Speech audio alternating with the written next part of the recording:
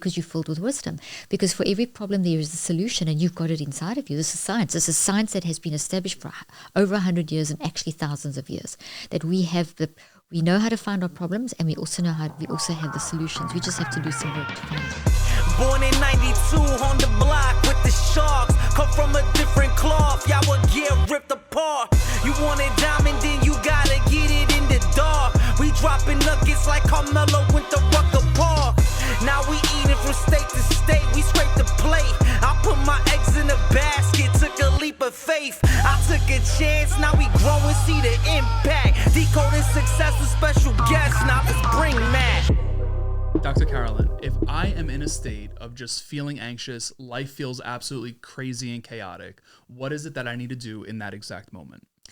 Know that you have in the next 60 seconds, you have a chance to redirect the neuroplasticity of your brain. And that fancy stuff sounds crazy, but it actually means that you can take control over your mind and you can control that moment.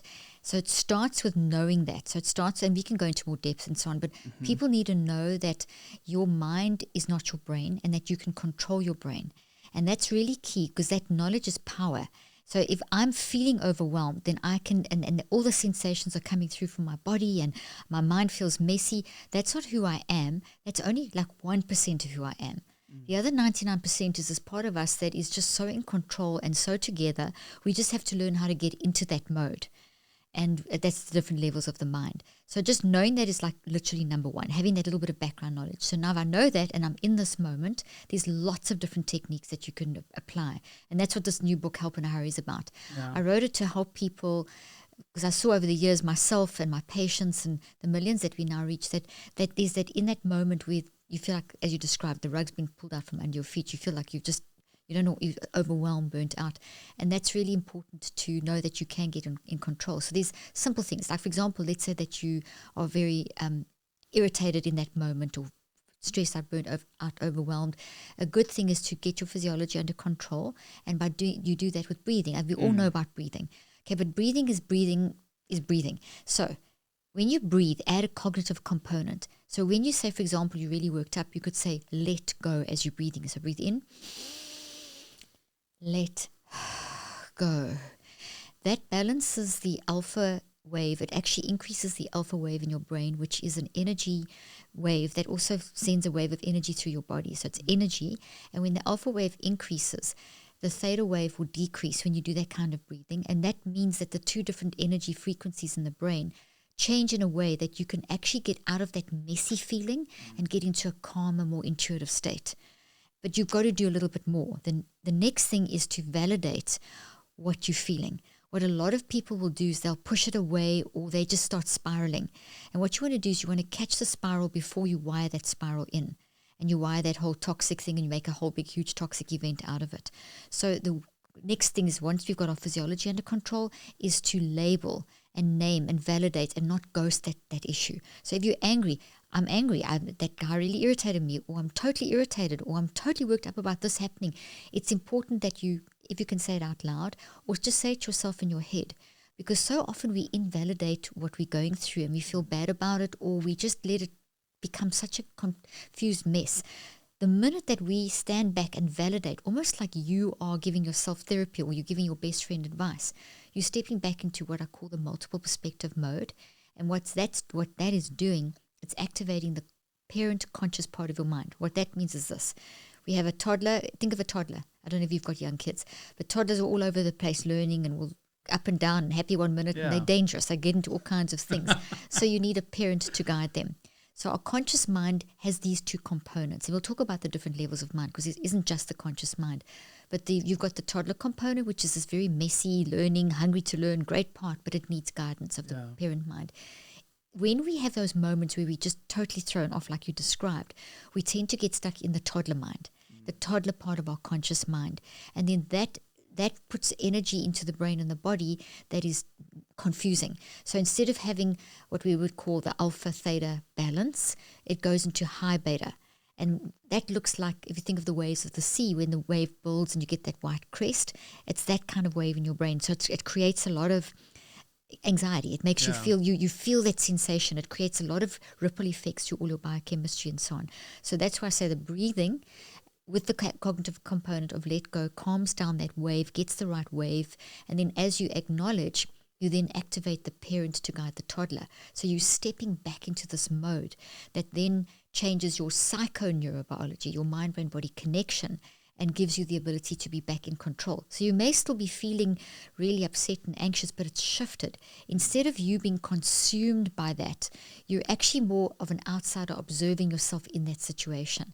And then that gives you the ability and the control to then shift, to do a little bit of a mind shift. Something like, okay, well, this is really, I'm overwhelmed because I keep telling myself I didn't get X done, or I want to punch that person in the face because they said this to me, or I'm irritated. You can then get into this mind shift where you can sort of logically analyze and give yourself another option. Punching that person in the face is not going to work, or maybe they're having a bad day, or I don't want that energy inside of me, so I'm just going to keep quiet. But you've got to get to that stage. So you've got to activate all those different stages. Now, it's a long answer. Do you want me to summarize, or did you get that? This is perfect. Let's see if I picked up on it. So I'm testing myself here. Number one is knowing, right? Like yes. Knowing, breathing, validate. Yes. And Am then I missing? No, and one more, mind shift. So shift your mind. Yeah. So it's knowing the little bit of the science, doing the breathing, validating and not ghosting, and then doing a little bit of a logical mind shift, talking yourself into shifting. Like, for example, an example of a mind shift would be if someone's made you angry, or if you're very irritated about something, or you catch yourself in one of those spirals. Very often we'll say, oh, you made me mad, or you made me angry, or that's making me angry, or they making me angry, or they making me irritated, or this situation is... So it's always like externalizing, blaming, almost making ourselves a victim. And that's not good at all, because you actually open yourself up to confusion, and you shut off that wisdom of you shut off the sort of parent guidance. If you shift the you are, or shifting the sort of the blame, shift it to I, and that it's a key shift that changes all your psychoneurobiology. And that shift is, instead of saying you made me, it's I am responding. I have chosen to respond by being angry. Because choice is key. We all choose. No one can make me angry. I choose to be angry. And that's the mind shift you want to get to. You want to get to, it takes practice. I was going to say, it feels like it, first of all, that is so good. Like, I love that you shared that no one can make you anything.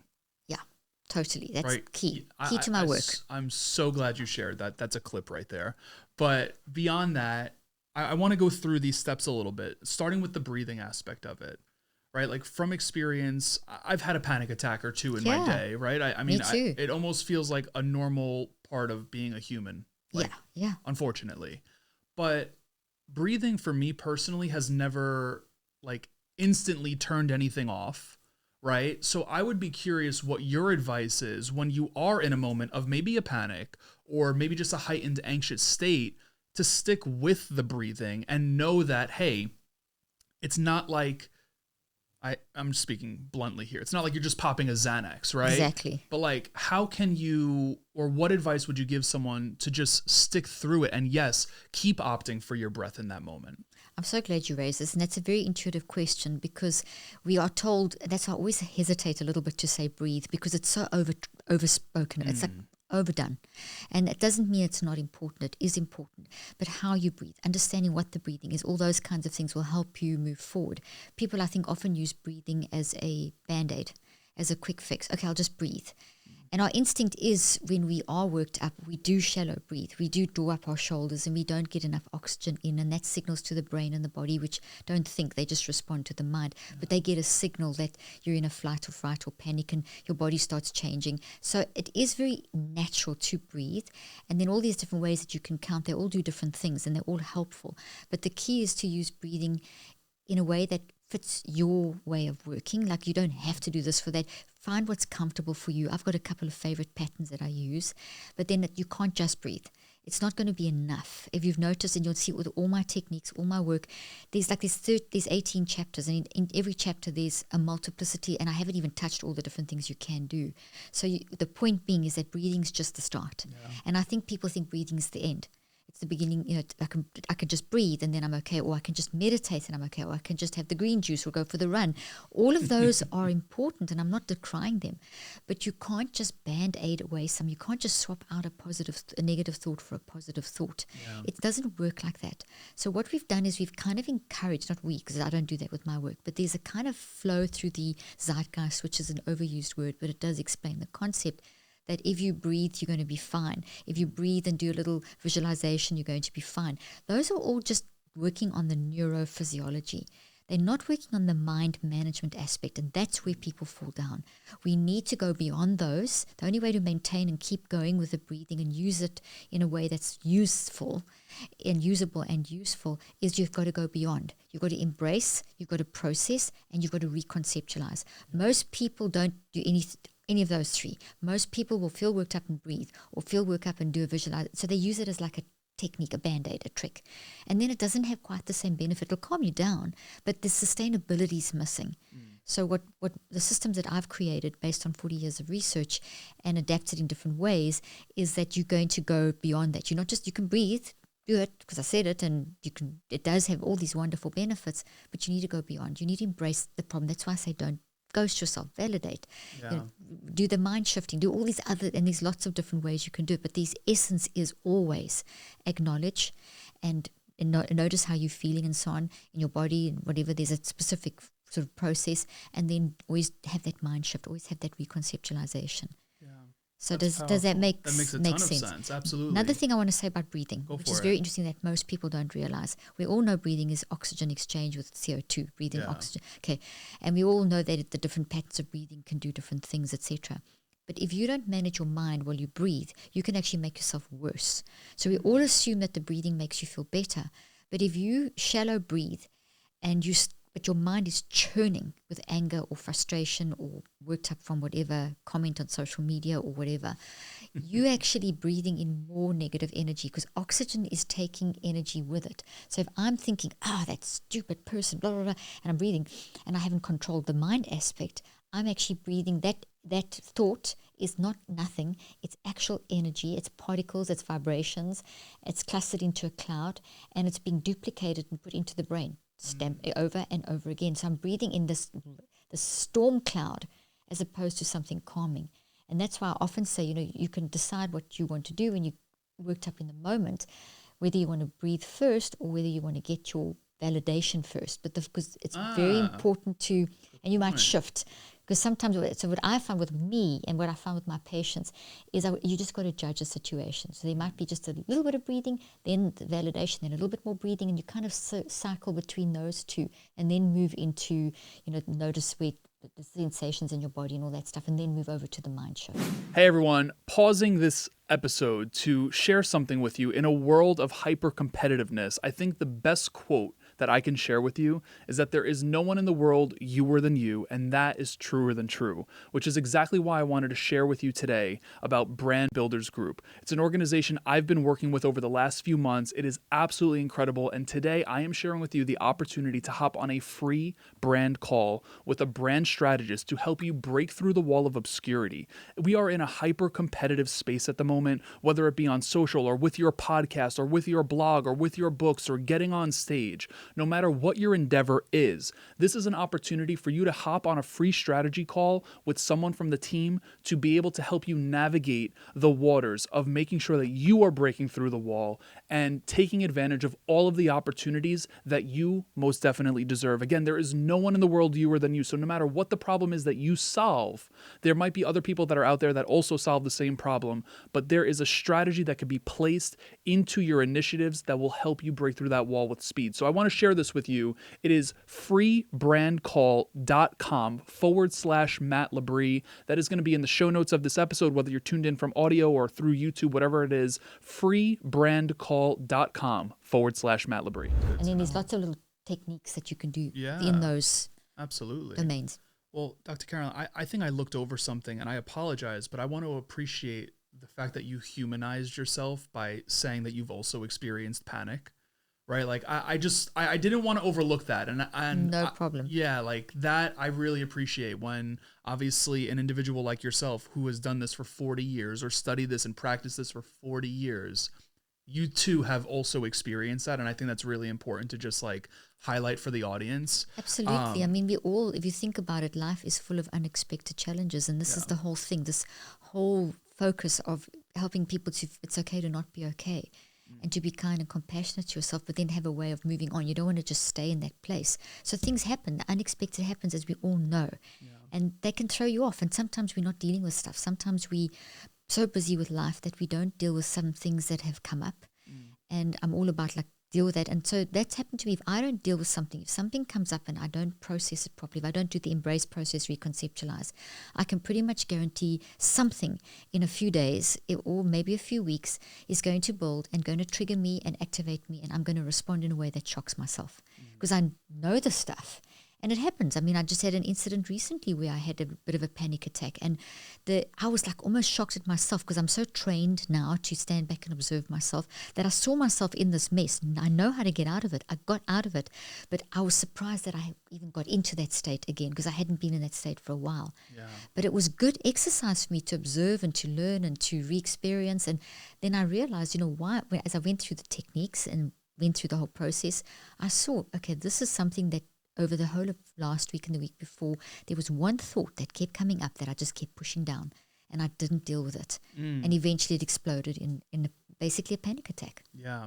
I feel like that allows you to connect to the people you're working with, or even like an avatar that you write the book to, right? Like, not that I would ever want you to experience that, but I feel like it pops up for you to be able to connect with people, right? Absolutely. It doesn't mean that we're immune if you write about this stuff. You're going to go through everything that happens. Life happens. Yeah. The thing is I know how to get out of it. That's important. I know how to stay out of it. And like I said, the words, I was quite shocked at the depth of my reaction because I haven't had that kind of reaction for a long time.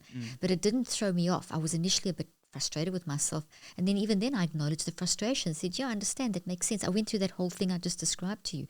So I was able to bring myself back and move forward and grow and learn.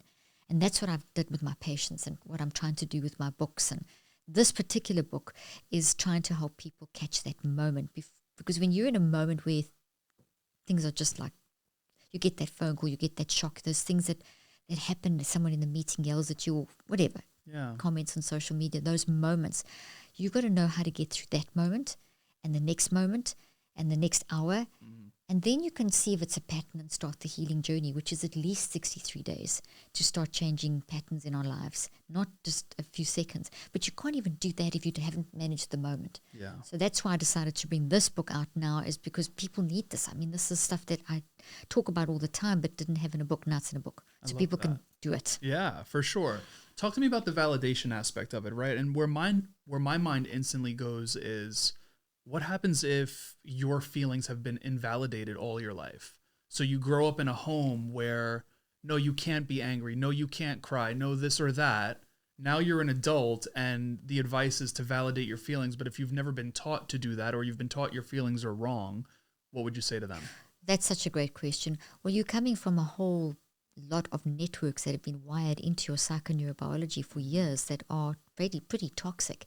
And pretty much every human is on this earth is sitting with stuff that's blocking them in some way or another. You can't be a human in this life and not go have various issues. But this is very specific that you're saying. So I just wanted to first make it so that everyone battles with something.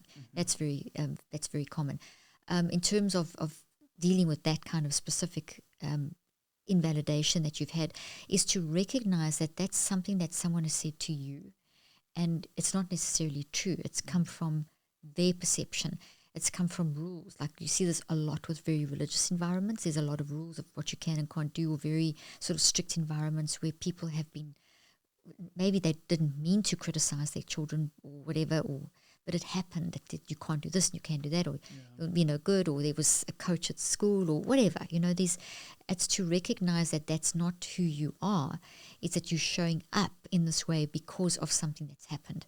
Because if we are, as humans, we're literally wired for love. I mean, that's what the neuroscience shows us, the neurobiology shows us, what prize-winning scientists have shown us, is that our whole mind-brain-body connection, and they're three different things, it's basically wired for love. So therefore, when we have these invalidation thought networks that have kind of never been dealt with, That's not truth, and it makes us feel uncomfortable. So we need to be comfortable with facing the uncomfortable. And so at first it may feel very odd to say, you know, validate yourself. So you can start it by just acknowledging. You can even keep away from, I use the word validate in inverted commas. You can use the word more acknowledge then if you're more comfortable. So it's very important that you acknowledge and that you honor in a way.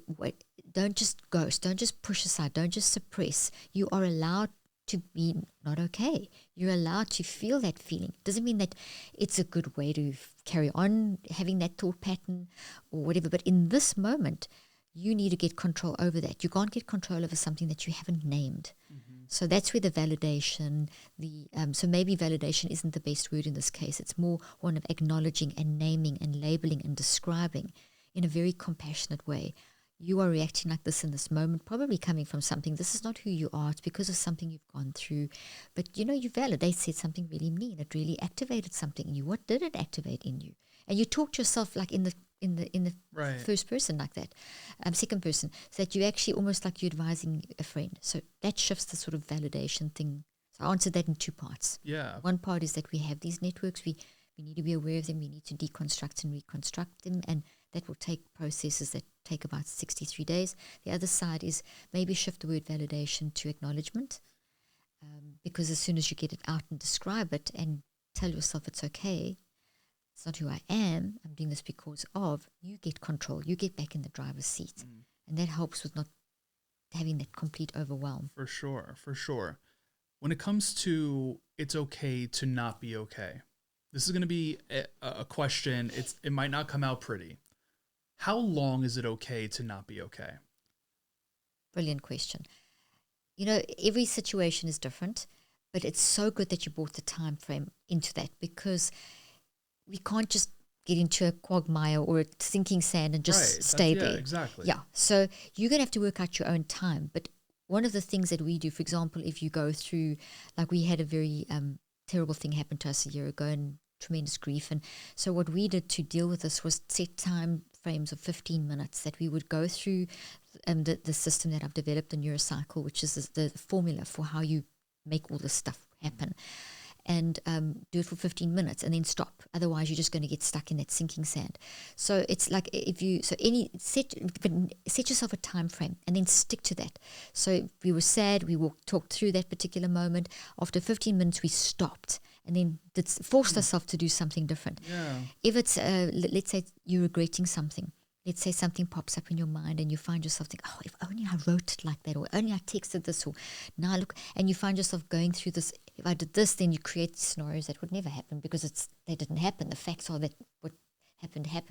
You need to say to yourself, okay, I'm in a regret cycle. I'm going to give myself 1 minute, 60 seconds to allow myself to express that regret cycle and what could have happened or whatever, and then I'm going to do something about it. I'm actually going to now go to the next step and the next step. So I would recommend anything from sort of 60 seconds to 15 minutes, depending on what you're dealing with. And that's quite specific, because if you go for long periods, you're just going to get yourself so hyped up. Your brain and body we live through our nervous system. We are mind, us. That's who you are. You are you. You are your mind. And you have a brain and a body that your mind uses. Your brain and your body can't think. They don't do anything. They respond. Yeah. They don't generate. They responders. But because our nervous system is so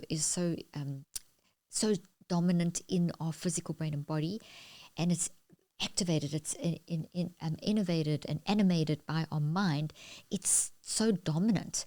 So that 1% brain and body, when it's activated, it feels like the 100%. So a lot of the time we get stuck in the 100%, and if we don't catch it in time and say, okay, this feeling that I'm feeling in my body is valid, this thought that's going through my head is valid, this is happening, this is not who I am, this is because of, I'm going to breathe a little bit to calm down, going through that process, but I'm only going to do this for this amount of time. I'm not going to allow myself to 10 minutes time or an hour's time or 3 days time. I'm still going through, if only I did this. And there's another scenario number 545, because you haven't stopped. So yes, there's a time limit to it. That's so good to know. I want to go back to the acknowledgement and the validation piece of this for a second, because one thing that's coming up for me as you talk about this is what happens if you don't necessarily have the best self-awareness, right? So like you gave us the experience that you had recently where there was something that you didn't deal with, but you knew that you didn't deal with it and it ended up exploding or blowing up, however you framed it, right? But what if there's an individual out there who's like, how do I identify if there is something that I haven't dealt with yet? Right? Like maybe they don't know what it is that's exactly triggering them or did trigger them or hurt them or whatever it may be. Like, is there a sign for you to know, like, hey, something is off outside of the anxiety and whatever might be showing up on the surface? Yes, such a good question. You're asking very good questions, very intuitive. Okay, so awareness is something we all have as humans. So the good news is that we all have it. It's natural, it's part of how we function, but we have to develop it. And we have to make sure that we are constantly growing it. So it's a base skill. It's a base human skill. What takes our awareness, what reduces our awareness is the busyness of life and technology and overwhelm. And I totally love technology, but it's got to be managed. So we need to be aware of understanding the mind-brain difference. We need to understand what awareness is. So we need to give people knowledge. And when you have that kind of knowledge, then you know what signs to look out for. So there's 4 basic signals that we can look out for that can train awareness. And people can do it right now as we're talking. I mean, you can right now in this moment, just focus on your emotions that are going through your mind. Emotion, what are the emotional signals? Emotions aren't a disease. They're not bad. There's no bad emotions. Emotions are simply a signal giving us information. So right now in this moment, what emotions? Maybe it's interest, maybe it's excitement, maybe it's making you feel a bit anxious because this is mental health or whatever, or panic, or just name them. So what emotions am I feeling right now? Then you can say, where am I feeling these in my body? And it may be that your shoulders were raised or your cheeks got flushed or you felt your chest tighten or whatever. Then you can say to yourself, so the emotions, where do I feel this in my body? Third one is, how's this influencing my behaviors? In other words, what was I saying and doing a few moments ago? How was I saying and doing it a few moments ago? How am I about to respond? How am I about to react? And so a little bit of an answer to that. And then the 4th category is perspective, attitude, mindset. How is this influencing how I'm looking at life in the moment? So a simple thing could be irritated, feeling a gut pain, like maybe pain in your gut, I don't know, whatever, Right. or probably tense shoulders from irritation. And then the 3rd one, I'm about to maybe get snappy. And then the 4th one, oh, this is always going on. You know, some kind of comment like this will never end. I have to do all the work, you know, that kind of thing. And so that's to observe that and to notice that. So to practice that is a really good first step in developing your awareness. So what you're doing is you're training yourself to gather awareness of how you're showing up in this moment. That's not you. That's how you're showing up because of. So it's not necessarily your core identity. It just happens to be how you're showing up in this moment. And that's a really great way because those are 4 signals. They work together. Emotions never live alone. Emotions always occur within your body, and also it affects your behaviors and affect your perspective. So if you see that, ask yourself those 4 questions. You can start training yourself. And as you're doing that, go into what I call the multiple perspective advantage, which is multiple perspectives advantage. Think of when a friend comes to you and says, hey, I've got this issue. What do you suggest I do? And whatever, and you give them all this great advice, and then you give such great advice, you think, why don't I give myself that advice? You know, we've all done that. I knew where you were going. Yeah, because and everyone knows. Every time I say that, everyone knows exactly why, because you're filled with wisdom. Because for every problem, there is a solution, and you've got it inside of you. This is science. This is science that has been established for over 100 years and actually thousands of years. That we know how to find our problems, and we also have the solutions. We just have to do some work to apply those solutions. So if we go into this multiple perspective advantage, we are putting ourselves in that situation. We're stepping into this deepest part of our mind, because our mind has different levels. We're getting out of the messy part, and we're changing all of our psychoneurobiology, and we're able to observe ourselves. And that shifts the whole game. We see a whole shift happening in our neurophysiology that enables us to look at this thing from multiple perspectives. And so when you do that, when you stand back and say, okay, no judgment, total kindness, compassion, how did I just emotions, behaviors, bodily sensations, perspective in this moment, no judgment. And then you practice that a lot, and that's the first step of the system I've developed called the neurocycle, which is a formula based on how we direct neuroplasticity, how we manage our mind, how we change the brain in our body.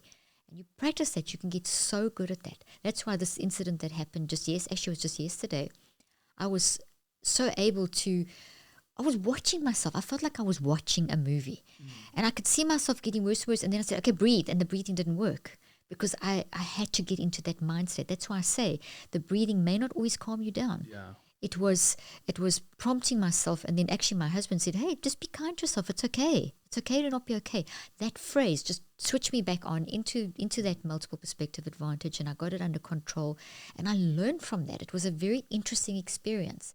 So whereas in the past, oh my gosh, when we first got married, we've been married nearly 38 years now, known each other 40 years, my husband will vouch for the fact that I could get into those spirals and I was awful. It would go to these places that you don't even want to go to. And I think people can relate. I mean, it's not uncommon to spiral. Yeah. What would you say is the key to the 32, did you say 32 years? 38 years. 38 years 40 years of together. knowing each other. 40 years together, 38 years married. What's the key to be together that long? I think it's the fact that we tell each other every day we love each other. We listen to each other. There's a lot of listening. We never go to bed without solving issues. We're not scared to talk about stuff. If I'm upset, I will get his attention and tell him. If he's upset, he'll give me his attention and get my attention and tell me. We laugh a lot together. We do a lot together. We work together. We're together 24/7. That I find so impressive. We eat together 24/7. What did you call it before? The mental health mafia? Mental health mafia. The mental our health family's mafia. the mental. I love it. Yeah, because our kids also work for us, and even one of our son-in-laws and our other son-in-law consults. So we've got the whole family's involved. That's so incredible. I love that. This is great. I know that you referenced a few times, the difference between mind and brain. And in preparation for all of the interviews I do, I go and I watch interviews of the guests that I'm hosting.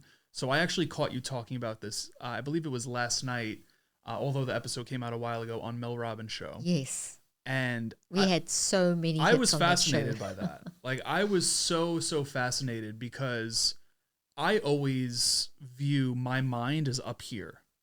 Like, what I hear firing when I'm by myself or when I'm on a walk or whatever the case is. Like, I always think that my mind is my brain, but that's wrong. Yeah.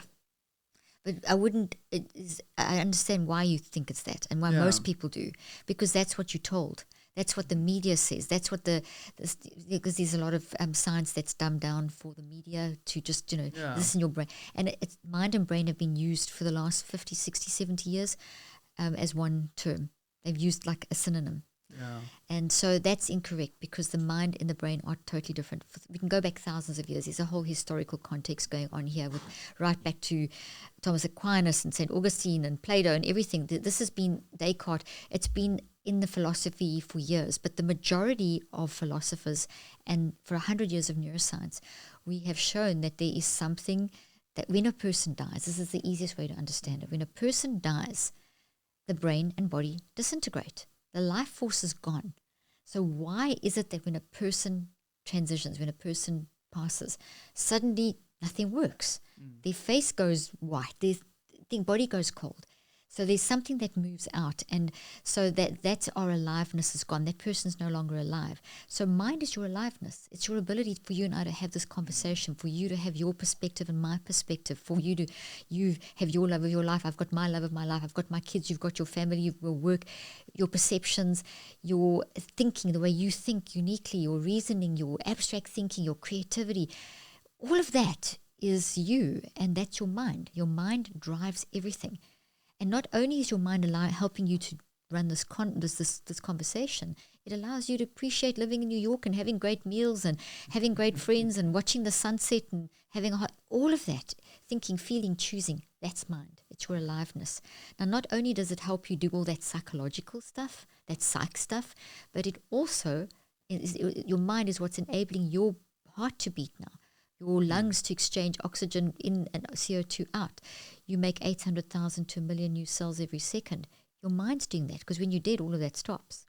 So that's the easiest way to make that distinction. Your brain, from the research, Dr. Wilder Penfield is one of the greatest neuroscientists literally ever. He did so many open brain surgeries, and what he showed was he was initially a materialist, which is materialists believe that only the physical counts and that the brain generates mind as an epiphenomenon. In other words, they believe that everything's in the brain. It's the chemicals and the neurons firing that generate our ability to have this conversation. But it's never been proved, actually. It's been disproved, that materialistic philosophy. But it's dominant because it's an easy way to explain. Your brain does this, your brain does that. And we see all these studies that here's your brain on this and here's your brain on that. So it looks like, oh, my brain's making me do it, the biomedical model. You depressed because your brain this, your brain that, your genes this, and so on. So that's been the dominant messaging. So most people think that the brain and the mind are the same thing, and that the brain is doing everything, and that's a materialistic philosophy. And it's actually been disproved. But as I said, it's an easy way of explaining things. Right. It's hard to understand mind. But the brain, it's actually not that difficult, because the fact that we can have this conversation, that's your mind in action. Your brain didn't do anything. It simply responded to what's going on in your mind now. So I'm saying words. Your mind took my words. Your mind processed my words. Your mind made a copy of this energy and put it in the brain. The brain responded on a neurochemical, electromagnetic, genetic level and made proteins and chemicals out of my words, which were energy vibrations. Doing it now at 400 billion actions per second, and built a network, and that network extends through every cell of your body. And it's this protein, and that's the response. So that then captures the data. So your brain and body are data capturing devices, very complex. AI is helping us understand the mind-brain difference actually quite nicely, because you can see your brain can do a lot, much more than AI. I mean, AI is based on one neuron firing. Our brain has 100 billion, and we don't even understand those and how they talk yet. So, but it gives you an idea how to process mind-brain difference, because the AI needs a human needs to instruct and create and etc. etc. So your mind is everything about you, drives your brain and your body. Your brain and your body are the responders. So that's why I said in the beginning, your brain and body are about 1% of who you are. Your mind is 99% or 100%. So it runs the show. It runs your physiology. It runs your neurology. It runs your psychology. It's you. And you've got different levels. And we've got to train ourselves to get those levels working together. Yeah. I'm walking out of this conversation realizing that, like, I was referring to you're stuck in your head, or right, like everything is pointed to mind being here. Yes, right? Whereas it's even phrases like that, yeah, right? But yeah. I mean, you're making me realize that mind is my everywhere. entire body. I don't know if you saw the part where Mel said, "It's even memories, even in my she was fingers. wiggling her toes. It's in my or fingers. something. It's in my toes. Yeah, I saw so that. it's everywhere. So it's throughout. So your brain and your body store data, and so you have copies. So it's mind to brain to body, and it all happens very fast. So everything's first in the mind and these different levels, and then it goes into the brain and into the body. That's pretty simultaneous at the same time, but it's different versions. Like your brain stores one kind of part of the network, and then your body stores other parts of the network, and it all works together to give the whole. But if, like Wilder Penfield, when they do open brain surgery, your brain doesn't feel pain. So they just numb your skull and they cut it open, whatever. But your brain doesn't need to be numb, so people can be awake. And when you touch different parts of the brain, then different memories can be activated. Now, it's not that the abstract reasoning is activated. What happens is that it's a storage place. So you press, you click, you stimulate that. It's going to bring, the memory is going to come into your mind. It's going to be activated into your mind, but it's not contextualized until your mind grabs it. It's just a bunch of data, but your mind makes sense of the data. So your brain doesn't store abstract thought. It doesn't reason. It doesn't generate. It's not creative. It simply stores the emotion, the data, the hardcore, the sensation, etc., etc.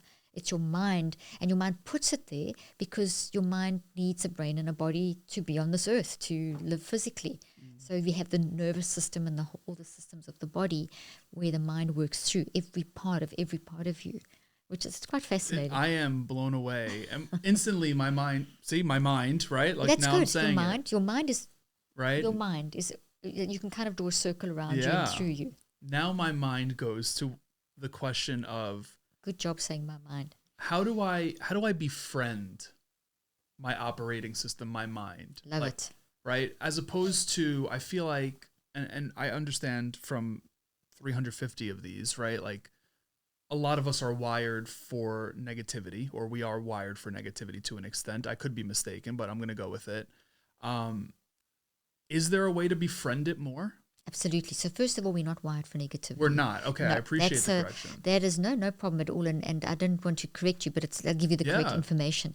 So that thinking has come from studies where they'll tell people to do something or think about something, and they see a response in the brain, and it'll be some kind of negative stimulation, or they'll be shown like a video of people being unkind or something like that, and then that certain parts of the brain are active, and then they do these whatever calculations, and then what they end up saying is, our brain is geared towards negativity. And then you'll hear studies saying, well, we're all fascinated with all the negative stuff, and we're drawn to therefore we have a negativity bias. But the actual science, when you look at the actual science, we don't have a negativity bias. We're literally wired for love. Nobel Prize winning scientists have said that, as I mentioned earlier, which means all our neurophysiology and our psychoneurobiology, which is the mind-brain-body connection driving our neurophysiology, is all geared to survival. Negativity is not survival. When you are in a negative state, you have inflammation immediately throughout your entire body, and extended periods of inflammation will create disease. So we put ourselves in a disease state each time we are in a negative state. So, and I'm not talking about toxic positivity. I'm not saying, negative, swap with positive. That's actually more toxic, because you have to deconstruct and reconstruct. You can't just pull out one, and it's not a weed that you pull out. It's actually something that never goes away. You just have to redesign it. So whatever's happened to you, whatever choices you've made in life that have resulted in patterns are always there. Okay, so we're wired for positivity. We're wired for I hate the word positivity because it's been so misused. Well, what's your preference? We're wired for health. We're wired for longevity. We're wired for survival. And I'm not talking about evolution either, because that also misses the mark. There's some things that are correct, but we're wired for love. We're wired for not competition. We're wired for working together, for cooperation, for community, for love, for enhancement. And competition is the opposite of that. And this whole thing of you've got to climb over each other to get to the top, that isn't the solution. Right. We see the evidence in the world. So that is what our physiology, our biology, the neurobiology, all the research coming out now is showing that everything's geared towards us surviving. And that any kind of mind thing, any kind of stressor that is unmanaged, that becomes toxic, damages that physiology. And because your brain is not thinking, your body's not thinking, I keep saying that, it can't judge. It can't say, oh, you've got a toxic thought, change it. You do that. Okay, so now we need to talk, how do you do it? How do you befriend this? You need to understand your mind, the thing that drives the brain and the body, because that's just the end result. That's just where it goes, and then it responds accordingly. Okay, so we've got to understand the big stuff, the mind, and we've got to manage the mind. So do you want me to explain? Please do. I'm here for it. I'm a student right now. Just stop me, because I can talk for hours about this. No, so I'm going to make it as simple as I possibly can. Okay, so mind is this big, it's who you are, that whole thing. Okay, so there's different levels. There's the conscious mind, the subconscious, and the non-conscious, N-O-N. Note I didn't say unconscious. Unconscious is a brain state. It's not a mind state. So it's a state the brain goes into when you're asleep, when you're knocked out, when you're under anesthesia. That's unconscious. When you pass out for some reason, when you faint, that's unconscious. So it's a physiological brain state, unconscious. Often used to denote mind stuff and memories and all that stuff, so it's used incorrectly. So let's come back to the mind. The mind's got these three levels: conscious, subconscious, non-conscious. And all equally important, playing different roles. Let's start at the bottom. Let's start with the main one. So I'm just going to make a big circle around me. For those listening, I'm just doing a big circle. That's your mind, all around you and through you. The non-conscious is the biggest part of you, N-O-N, non-conscious. It's your deepest, wisest spiritual part. It's where your abstract reasoning, logical reasoning, creativity, imagination, intuition, kind of in that order. It's in non-conscious. In the non-conscious. It's alive, dynamic, intelligent. It's where every memory clustered into thoughts that you've ever experienced is there, organized. It's on your side. It scans the environment. It scans the external environment.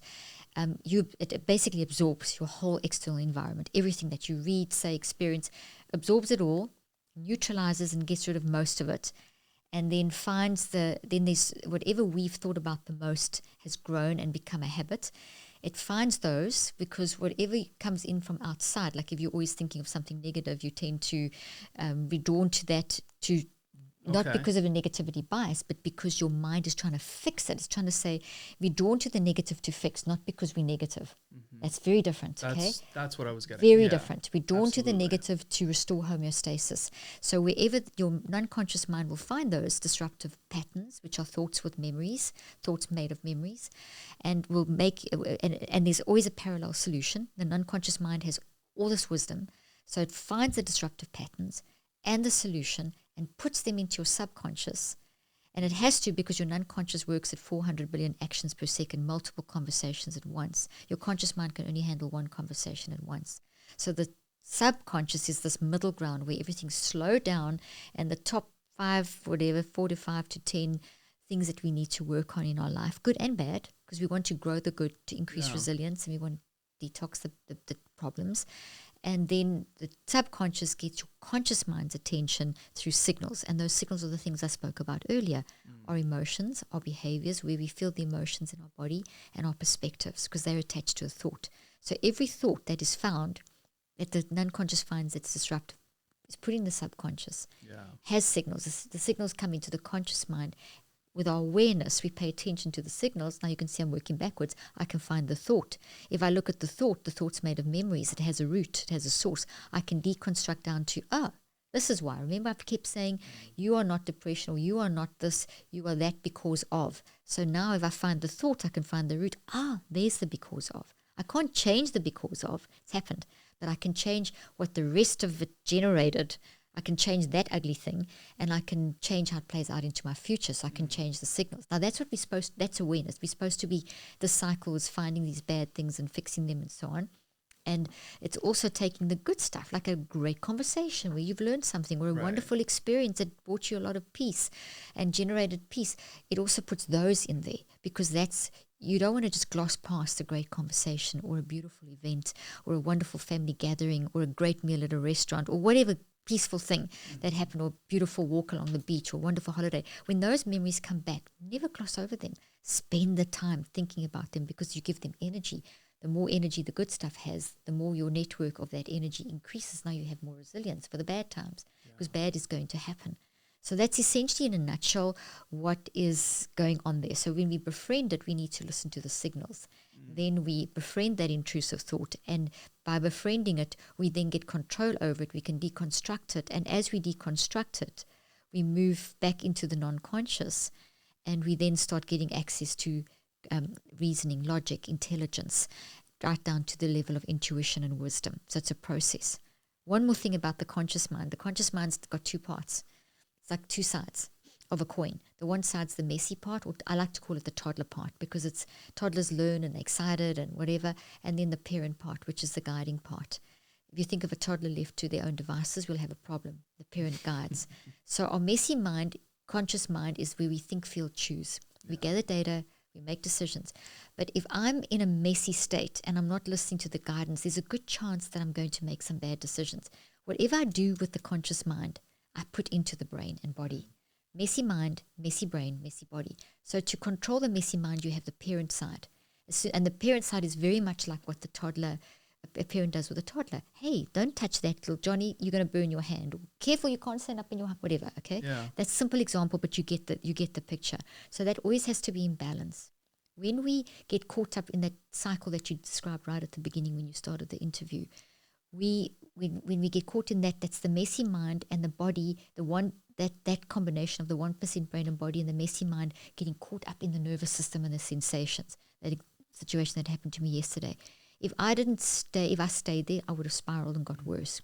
But by bringing in the parent mind saying, stand back, it's okay. So this has happened before. You can get through whatever, all the words. Right. Now I've got the parent mind balancing the toddler mind. As soon as I do that, notice my arm going down, I've activated the non-conscious.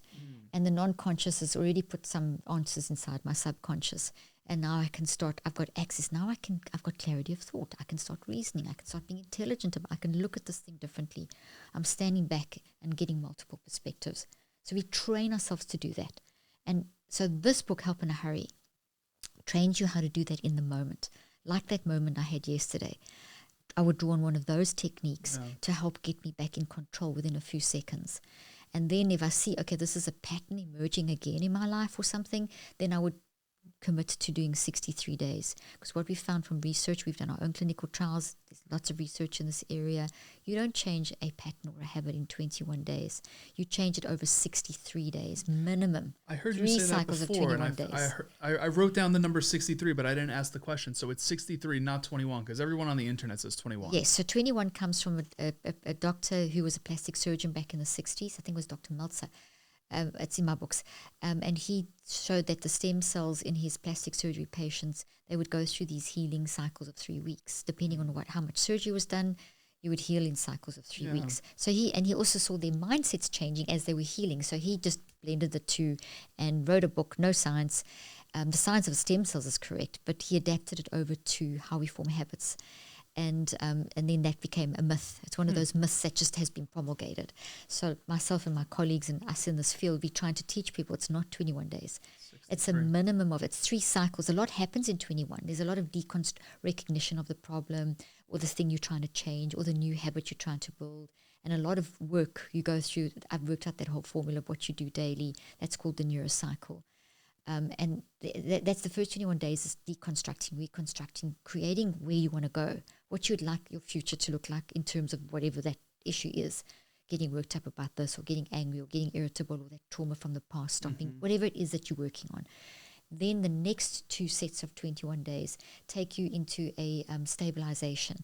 So if you just stop at 21 to 28 days, you're going to feel like you can, but you're not ready because that new thought has been built. It's in your network, but it's not strong. And there's a lot of other competition. Think of a forest of trees and you planted a seedling. That's what it looks like. So if you don't do anything with it, there's a good water it. It's just the seedling's just then the memory of it's there, the residue in the soil. But the actual, it's not changing your life. So in order to grow that, to give it energy, you need to continue 5 minutes a day. Honestly, you do the neurocycle for 5 minutes a day for another 42 days. You turn it into a strong thought pattern. And now it will show up as change in your life. Yeah. And sometimes it's big stuff. Sometimes there's abuses, there's trauma from the past. Trauma is a whole different animal. Trauma needs multiple cycles. So when I work with my patients, you're not going to heal a trauma in one 63-day cycle. You'll heal part of it. Generally, it could go on for, if a cycle is 63 days, you can do the math. In 1 year, it's about 6 cycles.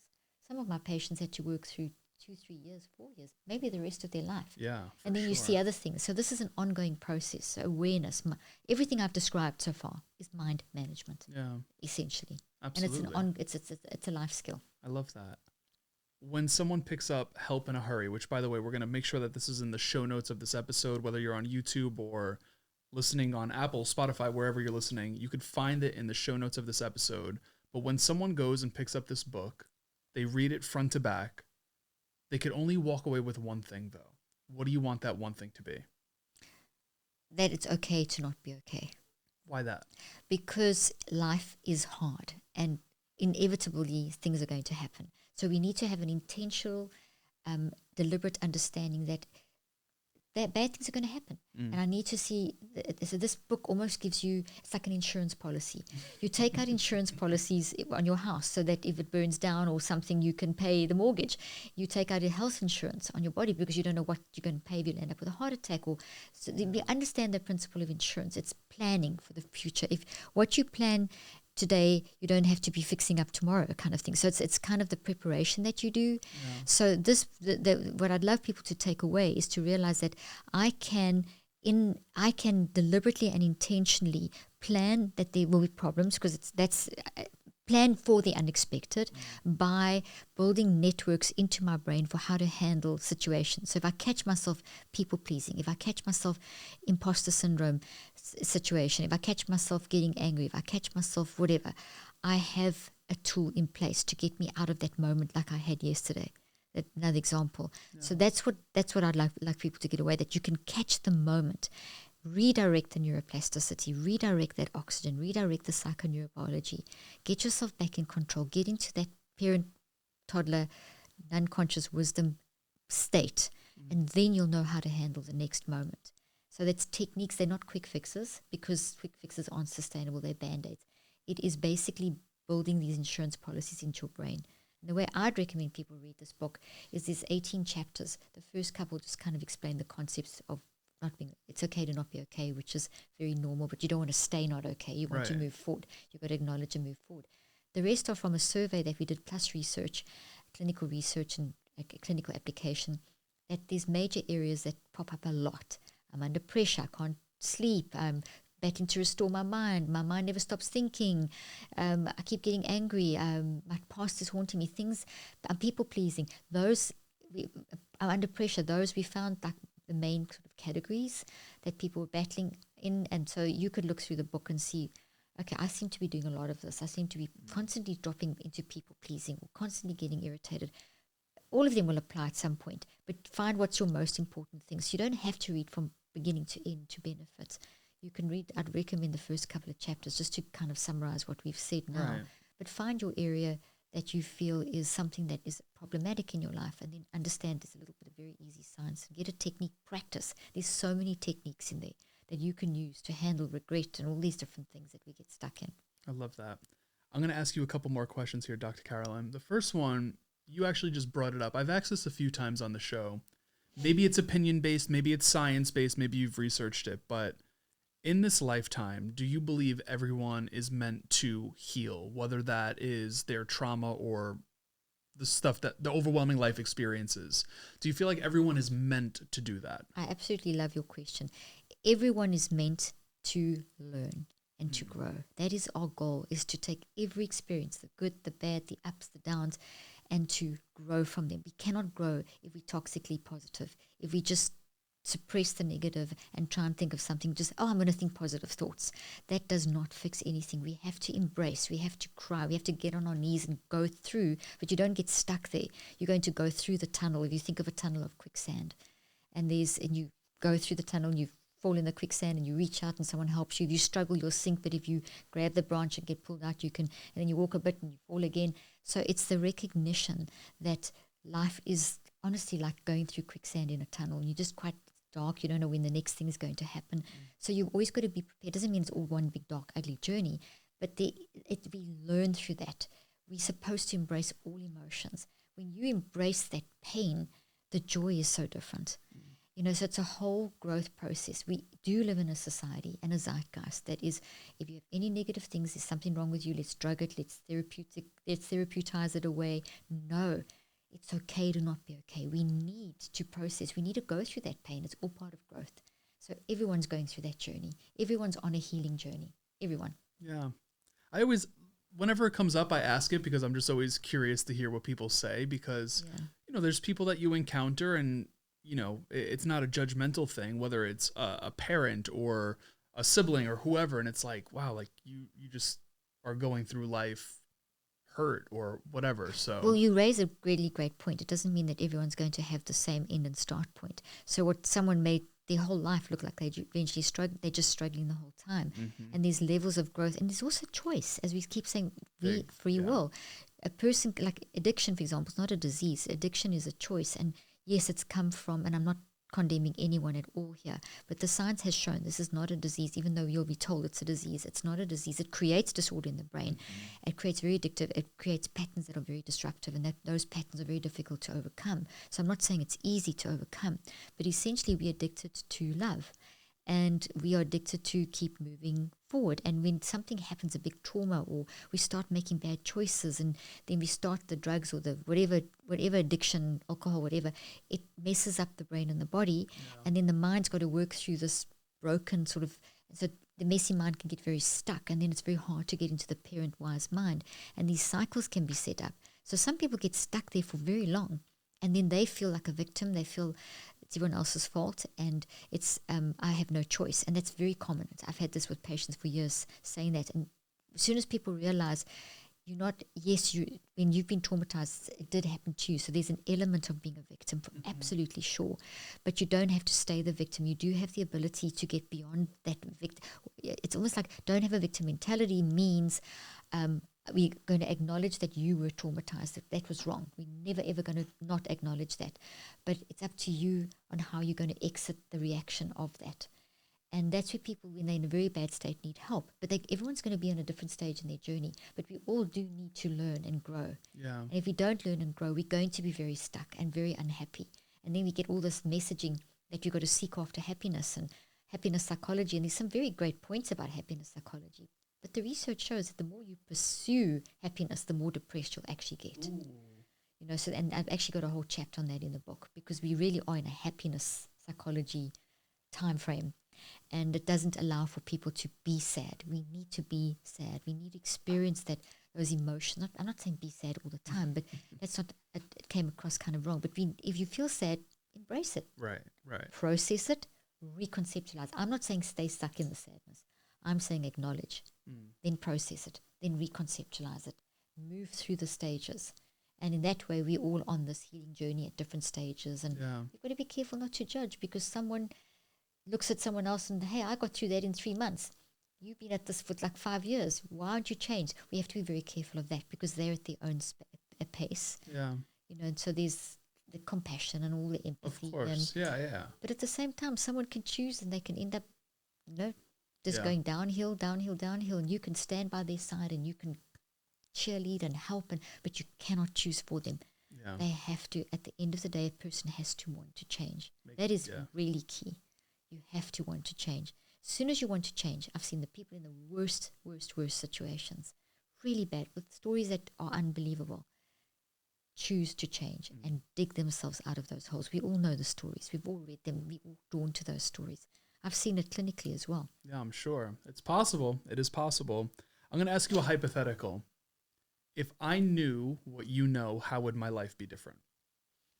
You would enjoy highs and lows in a very deep way. This knowledge gives you so much meaning. That's the word I was looking for.